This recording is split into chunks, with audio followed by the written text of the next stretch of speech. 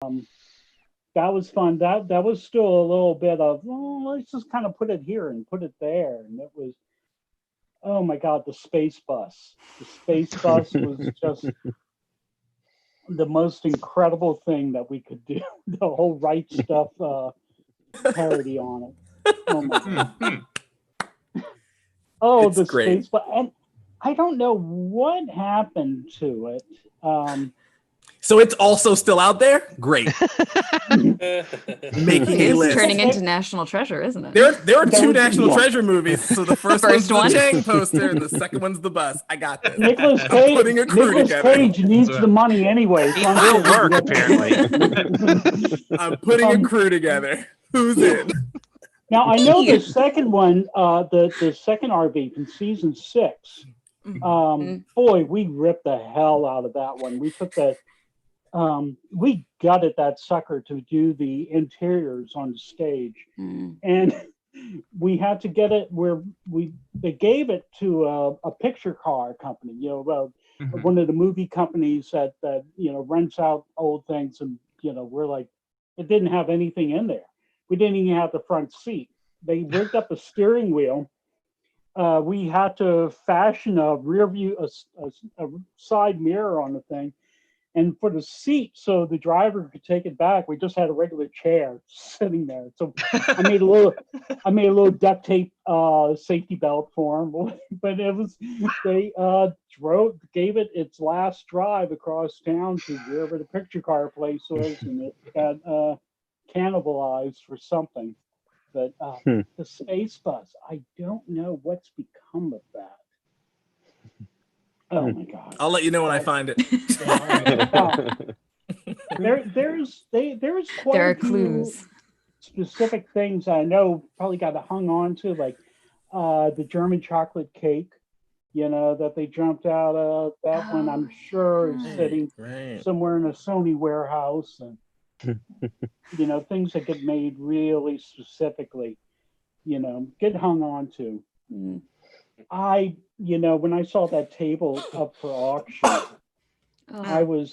there was a little, it was like, and it was the Mach 4 or whatever with the plate right in the middle. And I remember fitting all that in. I remember the building of that table, and, we were mainly modifying it. And it was like, to see that up on auction was like, I wish I could afford it. Right. I wish I could have that. There was doing that whole the monkey gas, the study room, all in white with the white floor and the table up as a monolith. Oh yeah. I gotta tell you that was aesthetically, that was one of my favorites, because it's like they took down every paper flyer and put up a blank sheet of paper in that same spot. And then we put white melamine on the floor, and then screwed right close to the edge, and then crawled on our hands and knees and covered it up with black tape. So it would, just to get that whole look of Joel in the hospital bed looking at the whole 2001 with the table. That was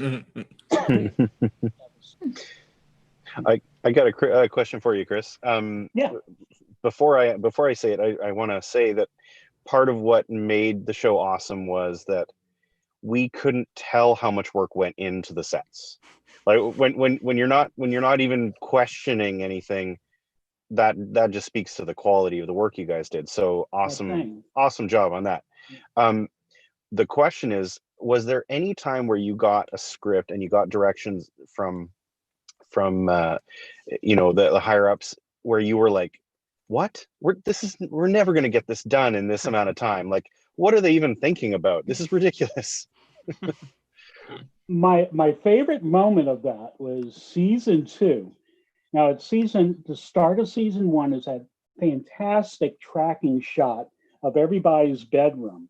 Looking at everybody getting up in the morning. Love that one. That was, we did all that. We had Abed, Pierce, Shirley, all in the same. I think Greta was in the same group, and then the next group was Joel and Annie, and I forgot what the last one was, how we set it up. And anyway, because we had to do it in parts because we didn't have enough room to track everything. So there was a break right after Shirley's that it jumped over to Joel's, and great editing. And that was such a great opening. I remember standing there watching Chevy, do the whole getting out of bed thing. It was fantastic. Then is it modeled after his actual bedroom? Probably. But then we had. Where did you even find a waterbed? Oh, you can find anything in Hollywood. But then it was I finished up that season as general foreman, and I'm in the office, and I'm sitting at a desk right across from the construction coordinator, and he takes the script and he reads it, goes, "What the?" And I went, "What's the matter?"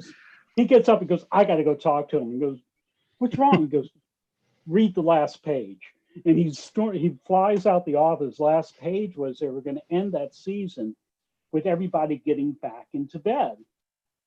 And, set up everything again. That would have been great. We didn't have the sets, plus and they rewrote it for Pierce going and the ceiling top on, that was a great way to end it also. But he had to go tell him, said, "We don't have those walls." But where are those walls?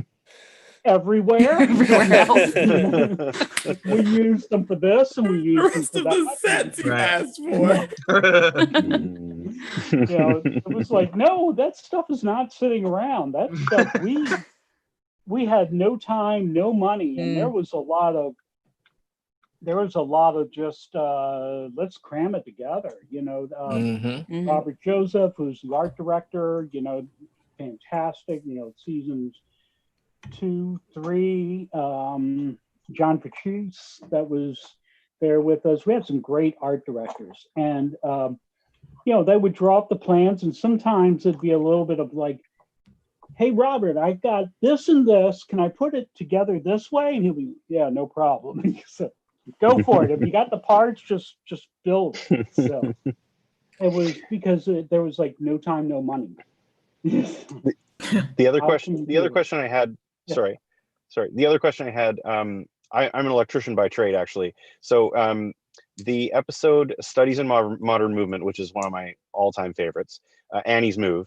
When Pierce sticks the screwdriver in the socket, and it does that, which doesn't happen, but for comedic effect.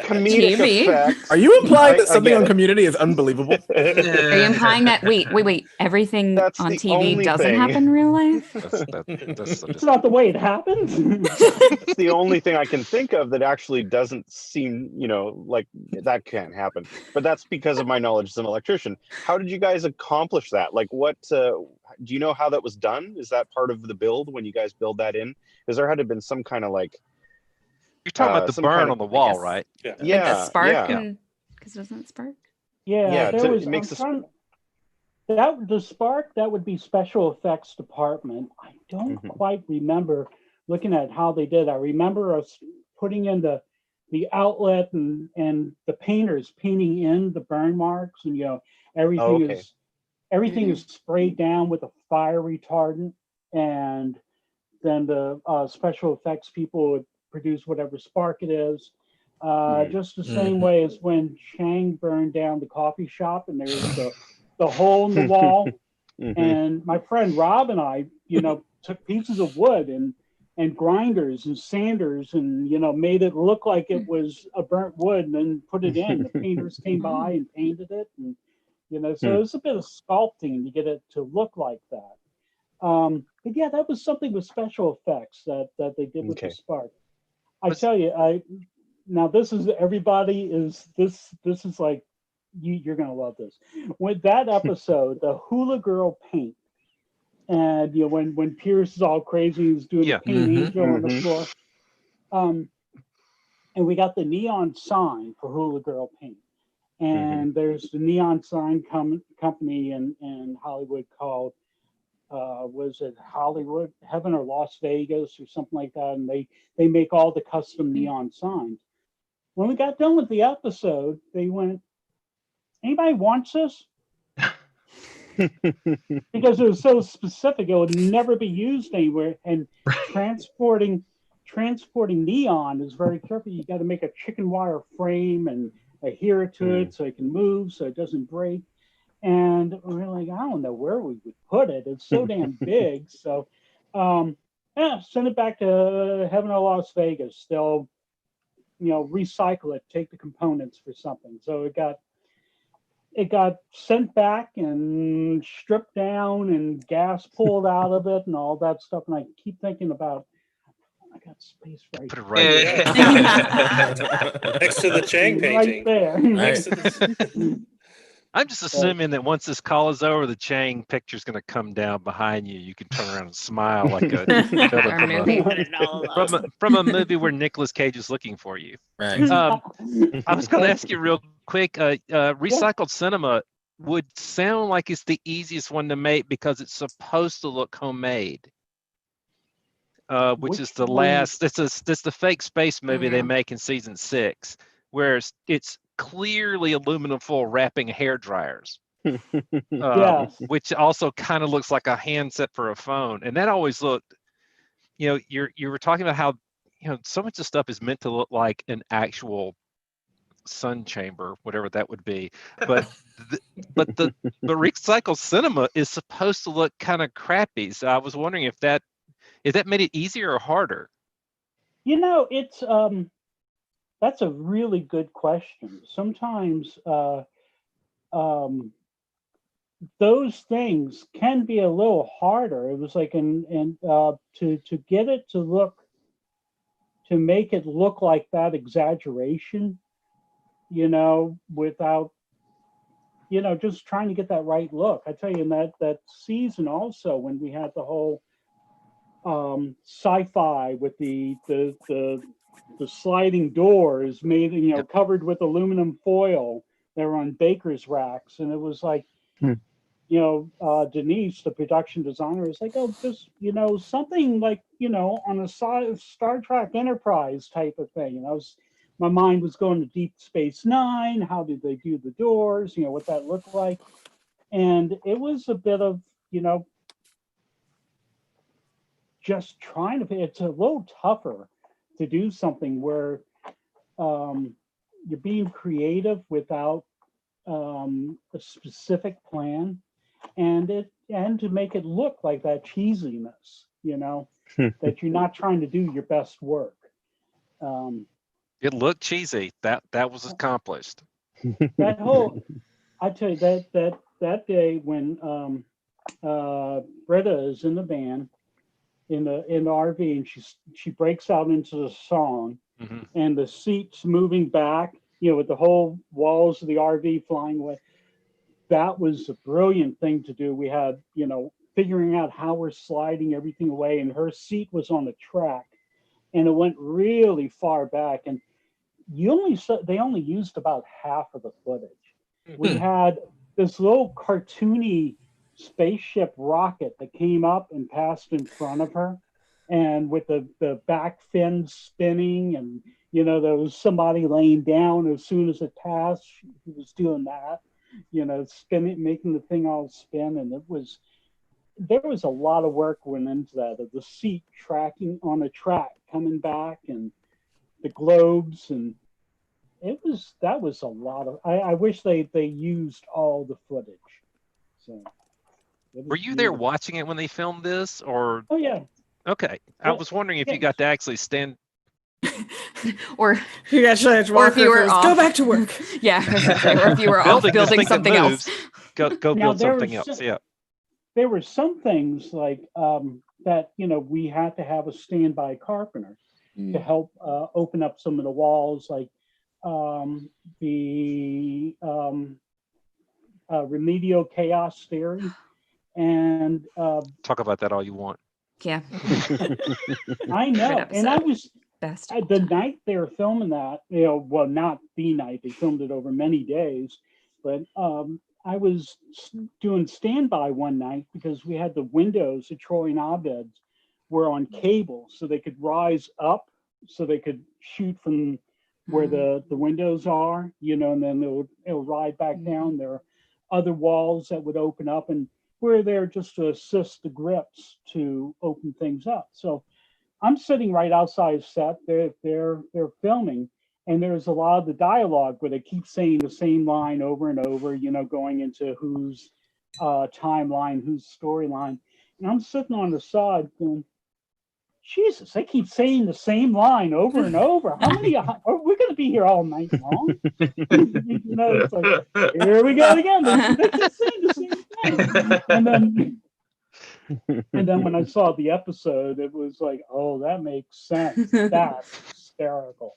You just I can imagine being upset, being like, I was gonna say, not getting this scene at all.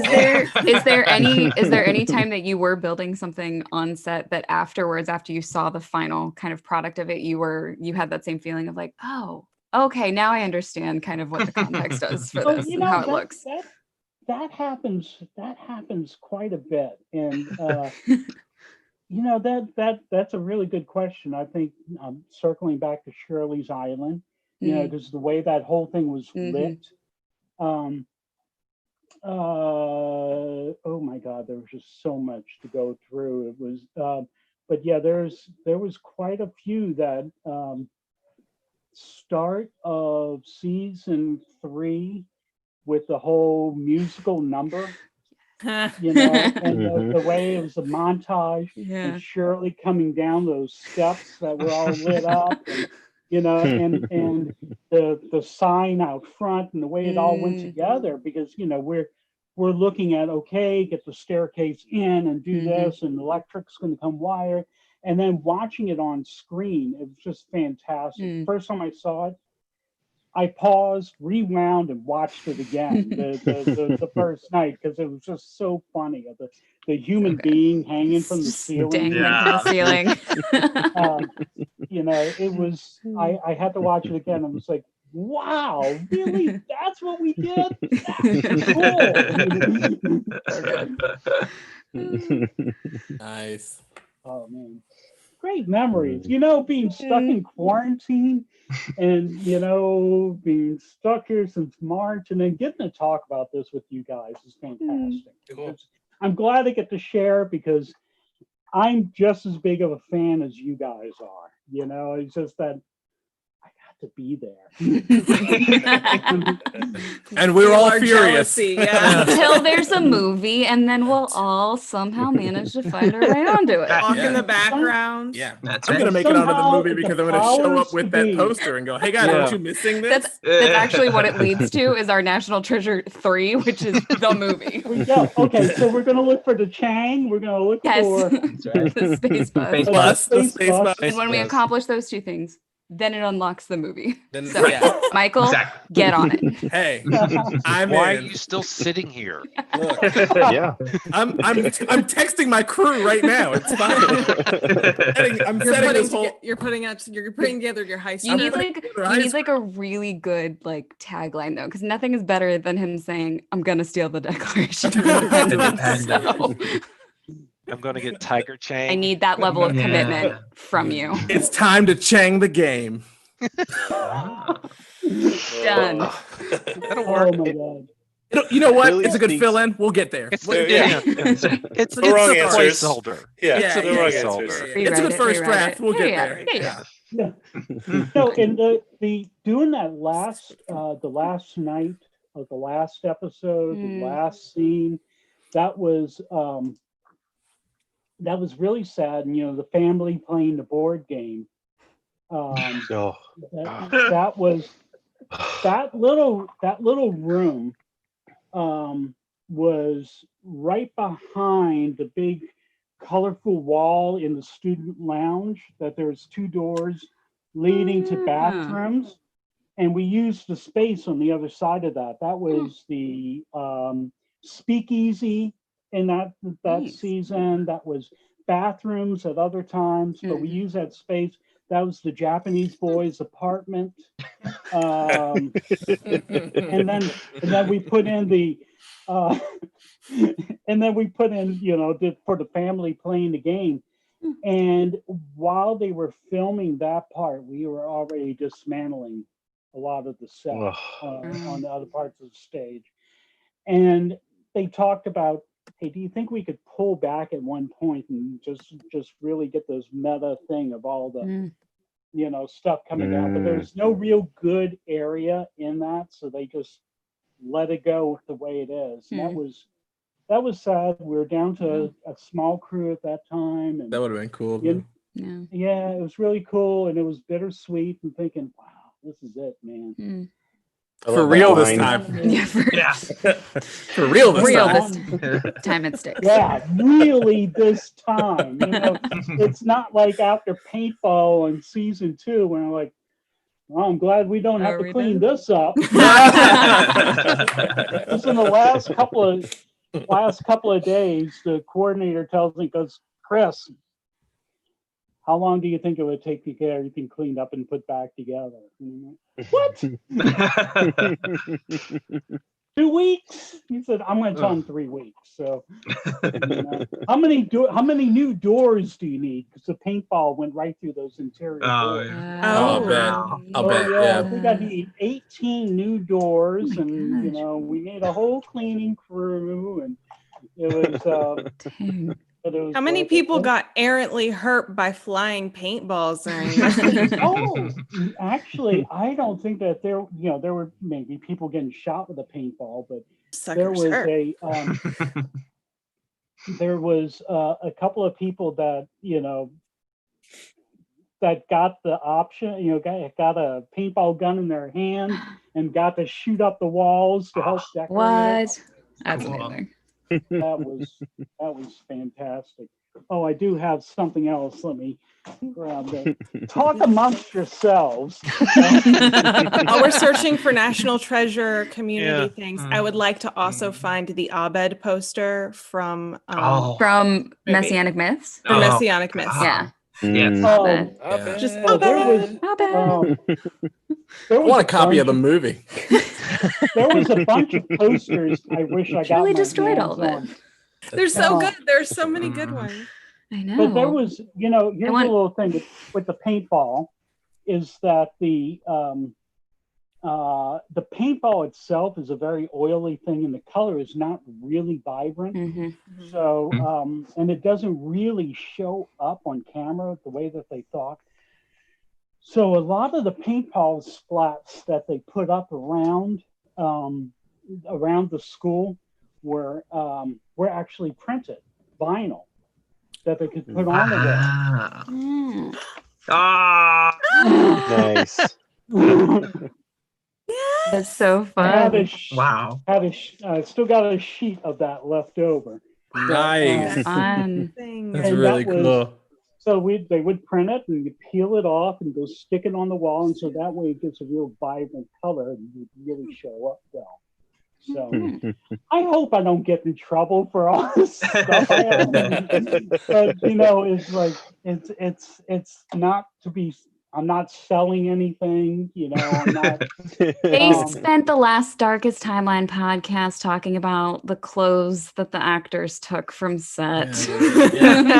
Allison's like, I took a bunch of Annie's wardrobe, never wore it. Yeah, no one's recording this, so it's not even like we have proof. It's not even like we have proof that I'm gonna steal a bunch of things from around the country that were on the show. I'm gonna steal the chick.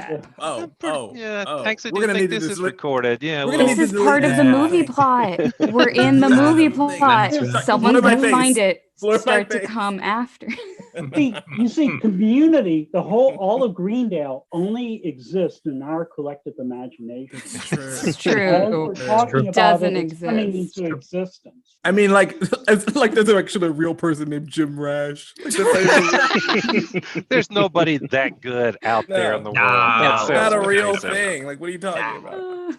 Oh God, Jim Rash. It was like every one of that cast is incredible. Unbelievable. Talented. Every one of them. Jim, I remember after he won his Oscar for Oscar winner. I love that about him. Academy Award winner Jim Rash is his official name. You have to say the whole thing every time. Yes. And it was like to talk with him, I remember that the next time I saw him after that, it was like, congratulations on the Oscar. You know, it's like, you won an Oscar. I know somebody who won an Oscar. That was pretty fantastic. So. Hey guys, I have a Chang update.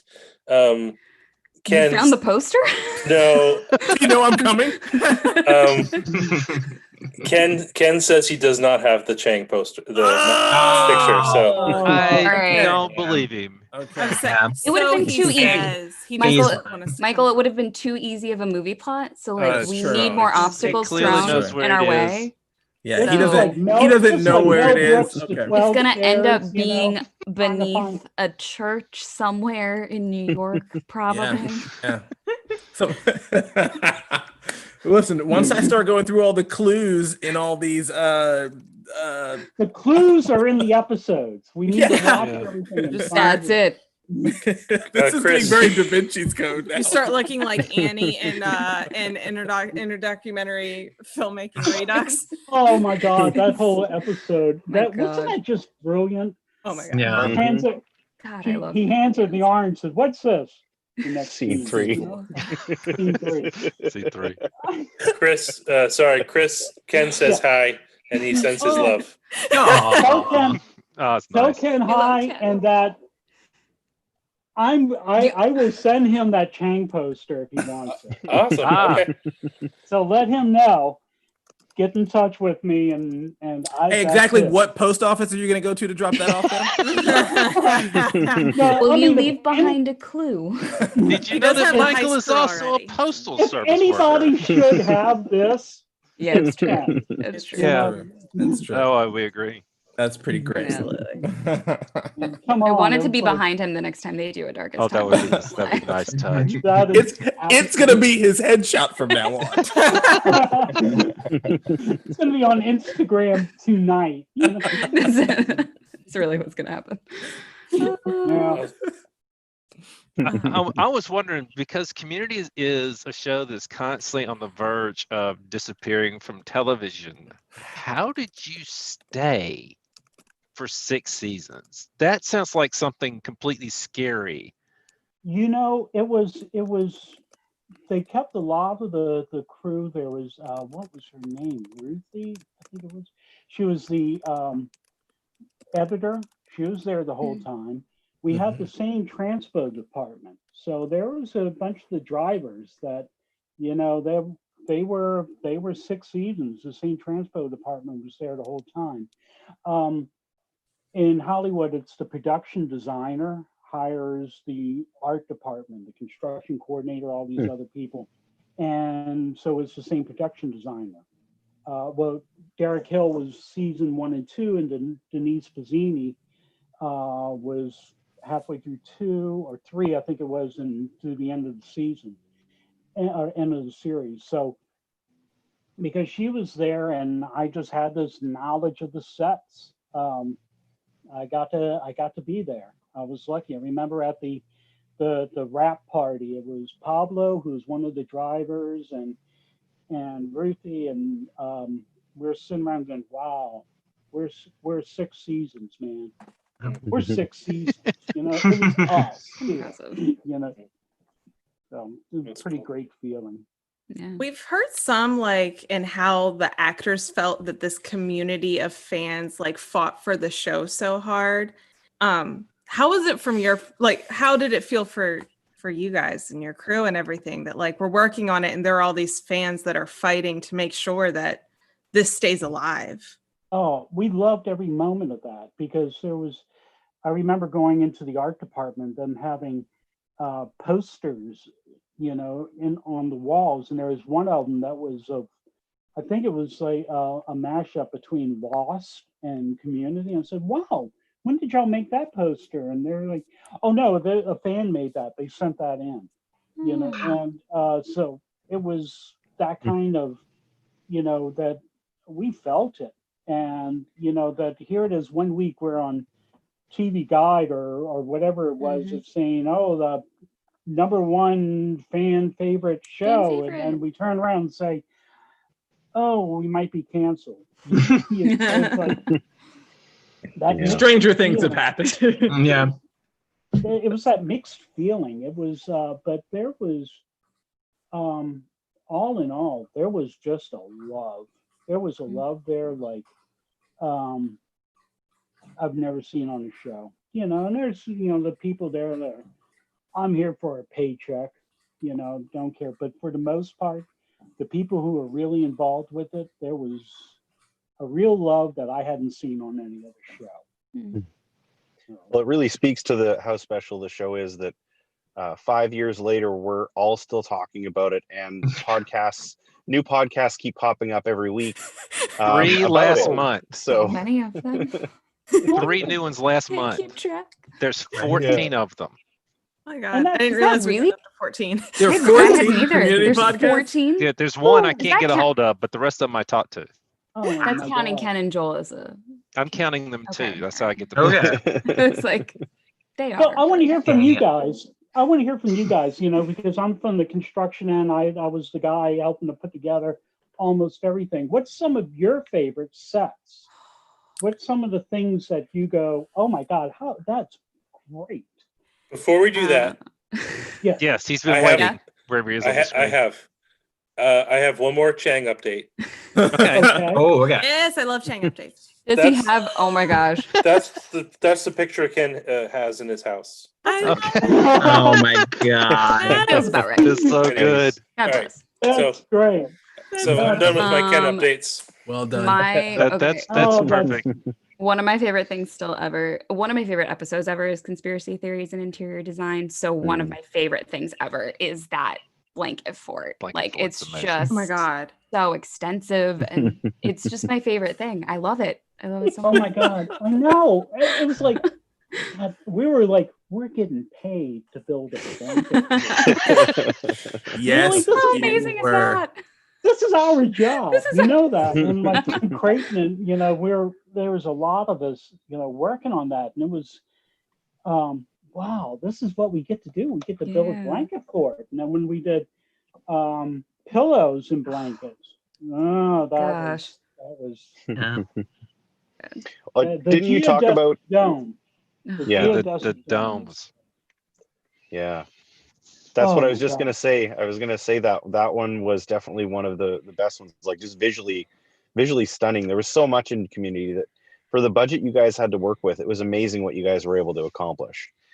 I You know, know, it was just blew me away all the time. It was because it really showed up on film. You know, everything really showed up on the screen, looking really bigger and wilder than what it was. You know, some of the things that we did, like the blankets, and it was like, how's this going to look? How's this going to work? And you know, the way it was all shot, some great camera department, the way they got, you know, lighting, and it was it made everything seem so much more intense, so grand.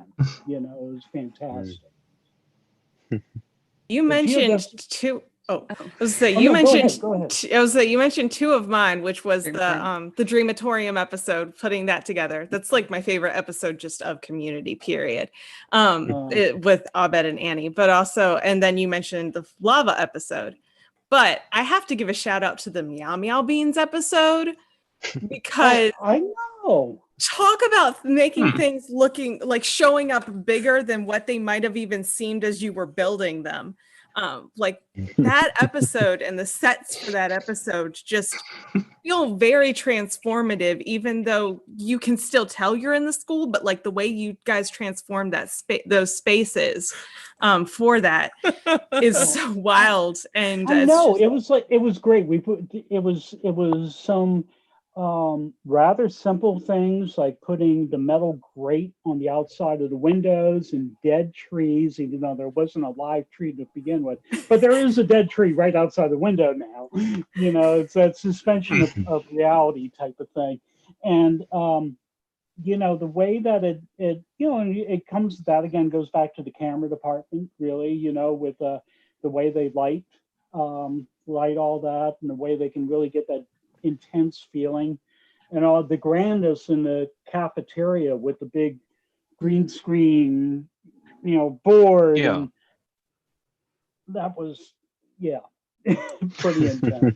And then I just wanted to shout out the 2 fake clip show episodes that had so many scenes in it. So like Paradigms, and then is it curriculum? I always mix them up. Curriculum or course listing. Curriculum, yeah. Okay, Yeah. so it's curriculum unavailable, where there's so many different like the dances and all of these like crazy things that have happened. The ghost town. The ghost Yeah. town dude ranch Oh, thing. the ghost town. There's like, and then yes. it's just like there's so many things That was was intense. Now I didn't get to go on location to shoot all, for all those things, but it was that was it was just so much that was getting built and put in and thrown around. We're like, how is all this playing into? Why are we going to the Western town? doing all of this? Yeah, it's like, why are we doing that? Oh, I see why. Also, incredibly random. Did Jeff's apartment get an upgrade from earlier seasons into like season 4? I feel like that has been a thing among fans. Am I the only person? Yes. No. It feels like his set. It feels like it changed. Well, he but moved. He moved. He moved. In season 1, he had. Oh, I guess we don't see. No, that. he moves in season 1. He moves in season 1. 2, it feels like is it the same in season 2 and season 4? Because it feels like it's different in season 4. I think it's a different set. There are some slight differences in season 4 when they come in with the study of knots. I think it is. Intro to knots. Yeah, and that episode's great. Remember, we had kittens. Yeah. And Kittens. we built the set one time, sent it off to storage, but a lot of it got cannibalized into other sets. A bit of it had to be redone, and it was so, it's a little off maybe, but okay, we still have the same kitchen stuff. Yeah. The door position is the same. And I was talking on Alex's. One of the things that we tried to do, it didn't always work out, but one of the things that we tried to do with all the apartments and the doors was that we tried to get the numbers corresponding to the episode, such as Troy Abed's is apartment 302. And originally it was going to be the second episode, season 3, episode 2, but I think it wound up, they aired it the third episode. Because I think they. Oh wait, no, because the joke at the beginning is it's 304. It's because the girls go, "Oh, is it 303?" No, I think he said 304, and then that was like the joke. 304, and that was it. That was it. It was going to be the 4th, but they ended up showing it the 3rd. But that's why that number came up. It was a reference to the script or the episode that it was going to be. So, and then when it got to be season 4, and they're putting the numbers on Jeff's door, I said, he's got to be on the 4th floor. And I went, why? I said, well, it's that episode. Right. I have a question. Yeah. So in season 1, during Britta's poolside trial, is that a set or is that a location where there is a pool, or did you build? That was on a location. There okay. Was, season 1, there was a lot that was filmed at LA City College. Oh, cool. Okay. Yeah. And, that there was a lot filmed there. And we didn't get the space back for season 2. So everything else of the exterior of the school was shot around the Paramount Studios. And the Luis Guzman statue and all that, we would set it up in Marathon Park at Paramount. And then the honeycombs were on wheels, and we would roll those all the way over, set them up wherever they go. But yeah, the pool was, I think that was at City College, that whole thing, when they were still using that space. Yeah. When they would have been really impressed outside and leave the building. Yeah. Well, here's other trivia things. I said on Alex's show, and just to put it again, the stages, stage 32 was the study room, all the classrooms, the dean's office. where we did a lot of our swing sets, the sets that would come and go. All the hallways, that stuff was on stage 32. That was the same stage used by the original Star Trek series, that where the bridge was, and I had a map of the blueprint of Star Trek and the blueprint in ours. The study room is basically where the engineering was, and the classroom, the anthropology, biology, the classroom that always got whatever course they were taking that year. That was where the bridge was of the original Enterprise. Then you go over to that was stage 31. Stage 32 was the cafeteria and Troy and Abed's. And, also we would use other spaces. We did a lot inside the cafeteria. And talking about a swimming pool, underneath that stage is a swimming pool. And it was a swimming pool that was used in Mel Brooks's History of the World Part 1 for the Spanish Inquisition. Very cool. Nice And touch. so that was that stage. That swimming pool was underneath there. They use it for the air conditioning system of the lot now. And they I hadn't been down there, but they said there was even still the big piece of glass that they could film, Esther Williams or whoever's swimming underwater. They could set the camera up and get the underwater shot. But yeah, that was talking about a pool. That was a pool that was a comedy classic right there. So, and by the way, stage 32 was also Star Trek, the original series. That was all the planets they went to. So, okay. Dang. It totally makes sense that it was filmed on the Star Trek set, because William Shatner always was taking his shirt off, and so was Joel. It connects. Checks out. It really connects. It connect. One of my, I'm not a fan crazy person, but I did go crazy when George Takei was he was filming another show on the Paramount lot, and he walked over to show some friends his old set, and I got to walk around with him and hear stories Cool.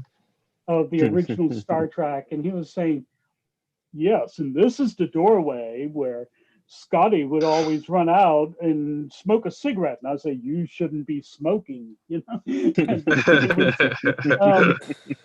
was That happened to be around season 2 when he did Yeah. that. Was this around when he did the epidemiology episode?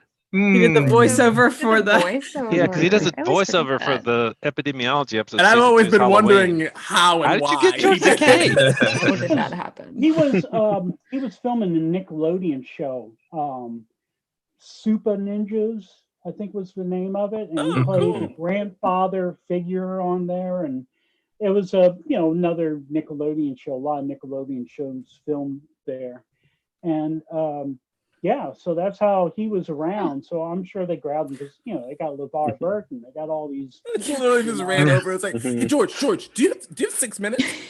Yeah. Probably. Yeah. And do you know any Kevins? I tell you, we were working on the hallway outside of Troy and Abed's, and it was right by the costume department. And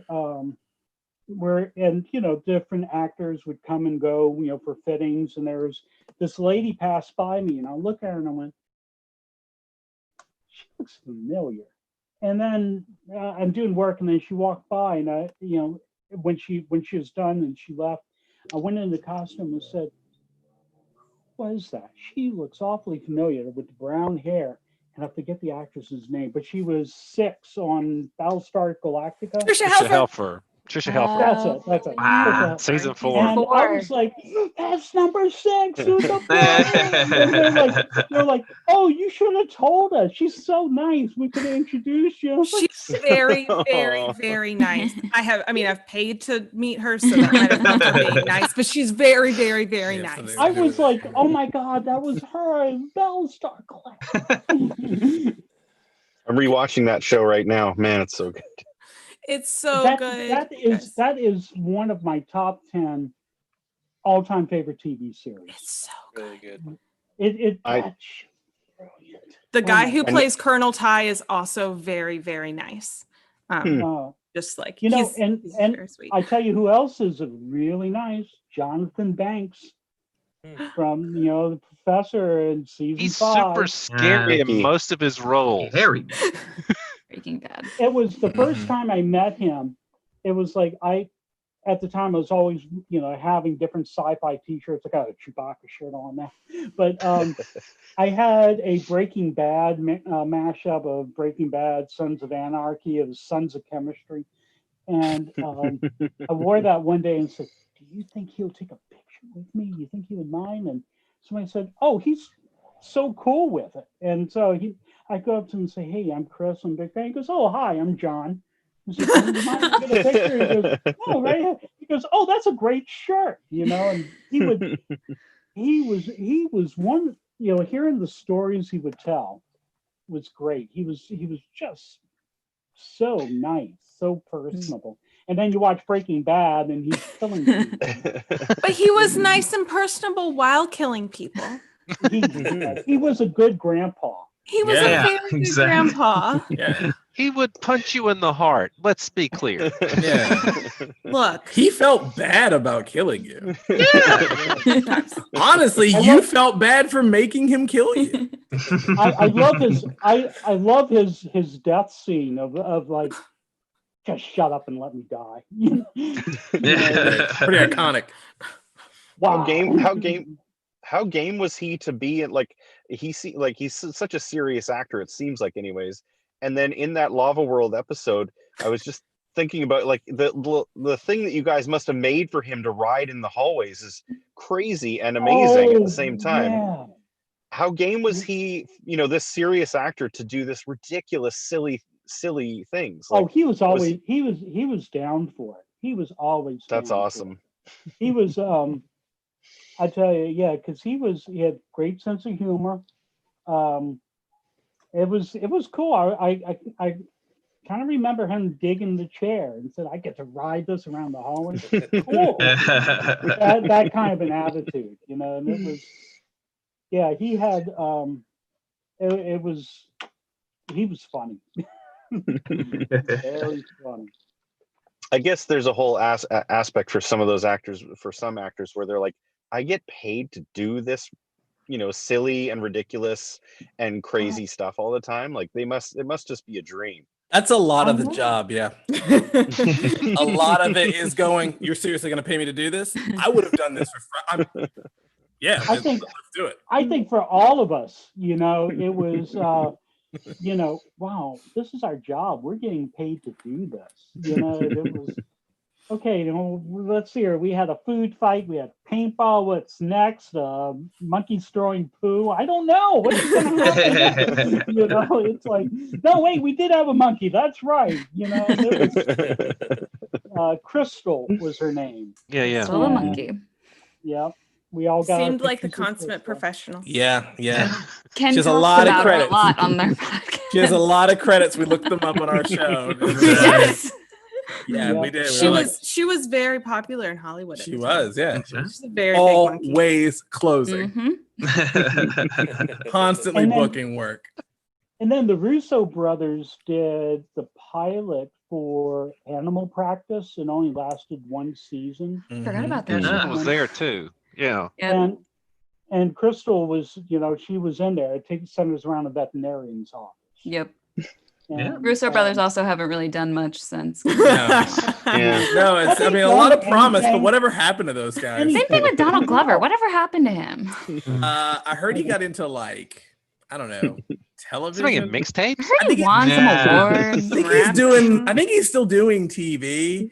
I think he's trying to like all of this cast is kind of I heard he was trying to do something with Childish Gambino, but Childish is super busy. Whenever I went to go see Childish Gambino, Childish was on a Beyonce song recently. Yeah. Great. Yeah, he's on an Ariana Grande song, I think. Whenever I went to go see him in concert, I wore my #Annie's Mood shirt. And he was like, and afterwards he was standing there because it was 2013, so you could still wait after a line and Mhm. you could come. He wasn't Yeah. like, as I'm sure he would be completely mobbed at this point. Yeah. And I was supposed to be at that concert and could not go. Dude, I was supposed to be at Yeah. a store where he was signing, like when he came to Orlando. It was like a really small record store, and my friends like, want to go? And I was like, oh, it's storming really bad. I don't know. And now I'm like, why didn't I go? Oh, we got tickets to see him in concert, and 3 days before our show, he broke his foot. So we couldn't go.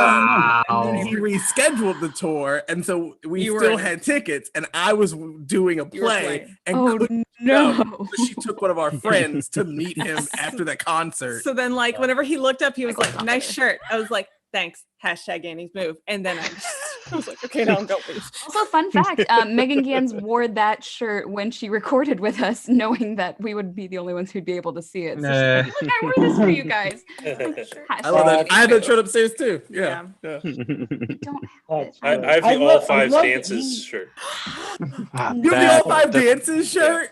I need that shirt. That's a list. That's my next heist. I love, We have more I love movies doing now than Annie's- National Treasure actually has. Yeah. I'm trying to hit I love Fast and the doing Furious Annie's numbers. store with all the locks Okay. and everything, and she Oh, went yeah. over to. Yeah. That was fun. It was like we rummaged through the construction trailer looking for every piece of door hardware we could find and putting it on the door. And Did that you was build that. the- Just, what's that? Go ahead. So I'm sorry. I was going to let you finish. Then I was going to ask a question. Oh no, it's like that was one of those things that it's like, okay, we have to save this because it's so specific with Mhm. all the hardware. So if we ever needed to go back to that shot. But what were you saying? I was asking, did you build the elevator for the espionage episode, season 6, which is it's where they duplicate the fight scene from the Captain America movie. So it's a small little shot, and it's supposed to be an elevator. It's clearly a freight elevator of size Or of people. Jim Yeah. Rash. Jim That's Rash right, is like that's- fighting off all the. That God, yeah, it was like, wait a minute, where was it? Oh yeah, the elevator, yes. And that was we did that. It was right near the back part land. It was kind of like behind where the dean's office was, the admissions office. We had to cram it in a space right behind. Oh look, here's a tiny space. Okay, this is the elevator. So with the doors. Yeah, that was on stage, and there was an elevator that was built for season 1 that was at the end of the hallway near the admissions office, but it was only used one time. But yeah, then we made that elevator, with the tracking doors and the whole bit for that scene. That was a tight fit. Yeah, because it has so many different camera angles that it uses. So Yes. I was sure, like you've got one where the door is, but there's also an overhead shot that gets done in it. It was perfect. It was really well executed, and it looked like it took place inside an elevator with the I doors know, closed. and it gets to be, I remember that it's like, okay, we need that wall to wild, we need that to wild, we need the ceiling to wild, and so you can get all the different shots. So Are you saying to yeah. wild? yes, yeah, that's the terminology we use, that there's a wild wall. Let's say if I'm being filmed in this wall, my shed behind me, they want to put a camera there to shoot this way, that wall would be made to wild. It would made so it'd be break at its seams and be able to move away. Then Okay. they can put that wall back in. And that's like with the elevator. They would be the doors stayed permanent because they had to be tracked. But the other walls could wild, that they could pull out this wall, shoot that way, put that one back in, pull out the other wall, shoot that way. It's ridiculous yeah, that the doors are the one thing that stays still. Well, it's building an elevator is always tricky, because you got the, you got to get special hardware, the tracks. I mean, we've all built multiple elevators, and special effects comes in to rig them to operate it. And yeah, it takes a lot of time to set them up. So the doors we didn't want to mess with, but every other wall was a wild wall. Mm-hmm. So, yeah, sorry if I throw in a terminology like that. It's That's the only one I've heard where I was like, I think I know what you mean, but I really want to make sure. And that's when we're building a set. We'd look at the blueprint and say, okay, so what's wild? And they want this to wild and this to wild, so they can camera this way, camera that way, and then we also figure out, like Jeff's apartment's a great example. What walls would wild, so the set decorators could get furniture in easily. So we could move stuff in and out. Because of just one little door and there's a big couch, it's a lot easier if you take a wall away, roll the stuff in, and then put it back in place. If only you could do that in real life. The magic of Hollywood. You can't. I've tried. It doesn't work. Well, Chris, why don't you? We're hitting at the hour and a half mark for us. Wow. I don't want to keep you any longer. But why don't you? I don't have anywhere to go. You can't even move that wall. No, it's not wild. Why don't you tell them about Greendale Good? Or good. There was I coined the term when we would build the set. Because with the story was we had one of the ceiling tiles were falling down in the hallway, and we didn't have any more tile to go put in place. And I asked the construction coordinator, said, are we ordering more ceiling tile, or you want me to put up the broken one? He goes, imagine you working at Greendale and you're a custodian. Said, well, if I was working at Greendale, I'd probably shoot myself. No, you said you're gonna make do with what you can. You're gonna duct tape that back together and put it in place. So, it's like, that's the attitude we had. Like when we first put tile on the floor, he was telling us that, okay, make sure, don't be careful taking stuff through the hallways, scratch up those hallways, scratch it up, make it look beat up. Everything's beat up and old. So when we were building sets, and sometimes the things didn't match up or quite right, I would look at it and say, it's Greendale Good. It's good enough for Greendale. Greendale Good. Moving on. And that became, I like that a lot. That's actually. fair. I like it. And my buddies and I who worked on that, we still throw that term up every now and then of, it's Greendale Good. Just enough. Every podcast I make, Using it.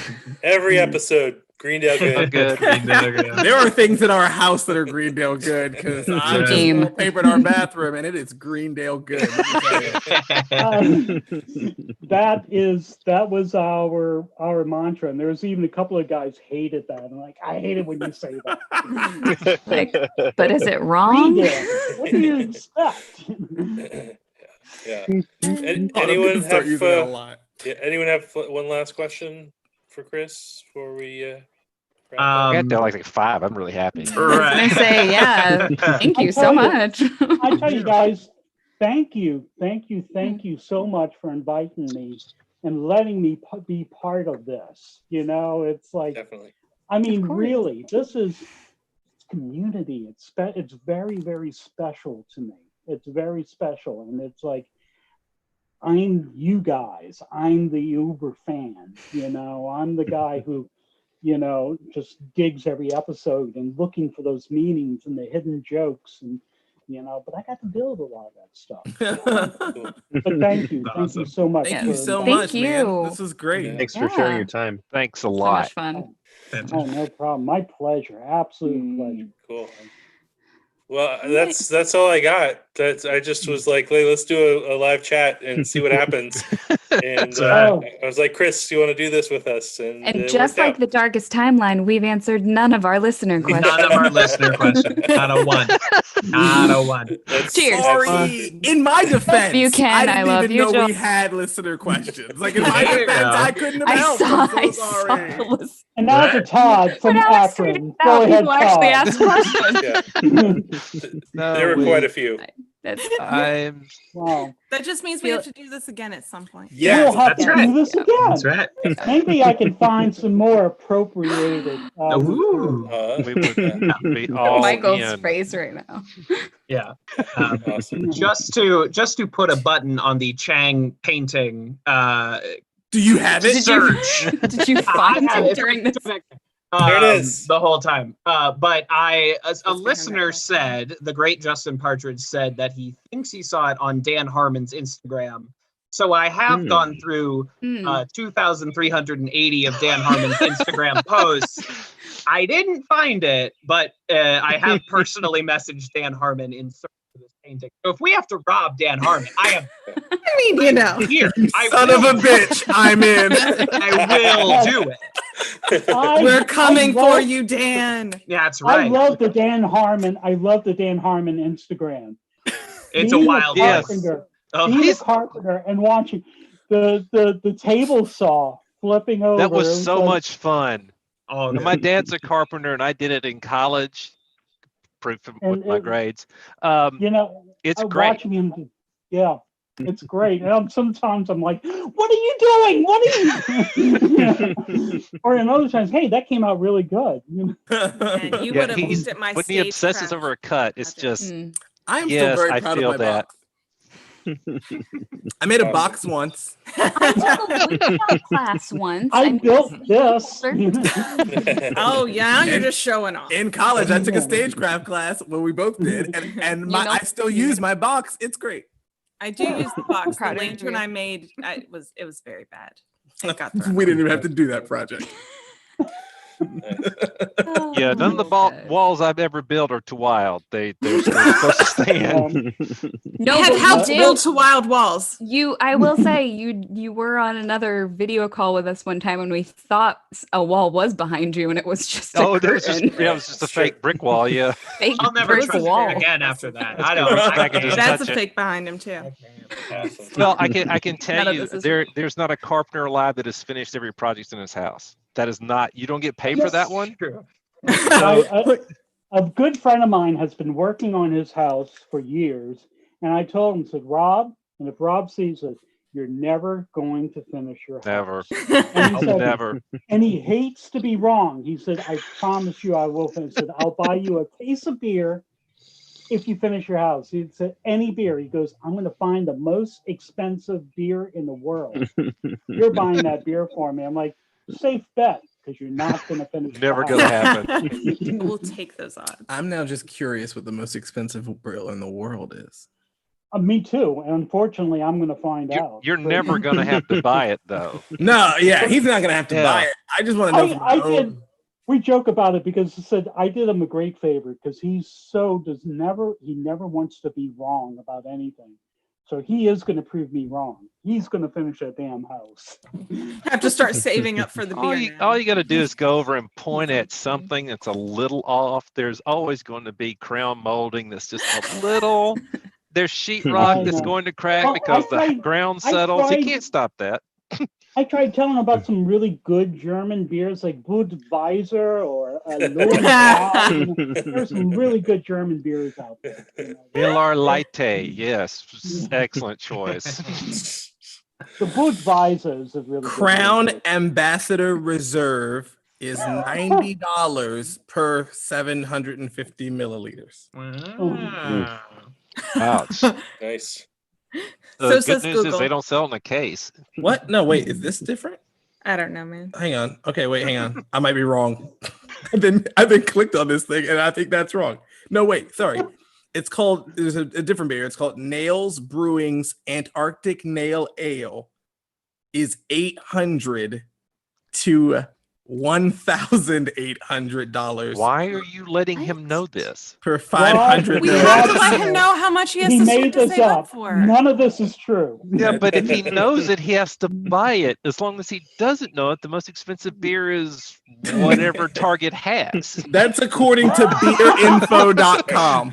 Let's go to Target, get the most expensive beer. Yeah, that's how you phrase it. Beer Quest. Nice. Okay, this is the subplot to the movie. Right. This was the motivating factor of the movie to find the Chang poster. So you can Yeah. sell it to make money for The most Beer. expensive most beer in the expensive world. beer in the world. Oh, we've got our third act now. That's There we perfect. go. You gotta raise the stakes. You just gotta do it. Story circle. It's good. All right, guys. My wife just texted me and said, "When are you going to be done?" I You're want to go so to bed." much in control. I was gonna be like, Came by already. You're doing this wrong, man. My wife's right here. I know. You're doing this wrong. My wife's right here. No one's texting me. I have Exactly. no friends. What's happening? Exactly. well, guys, we've Yeah. done it. We Oh did man, let's We've do this successfully- again. Yeah, Definitely. we will. Yes. Yeah, We're all absolutely.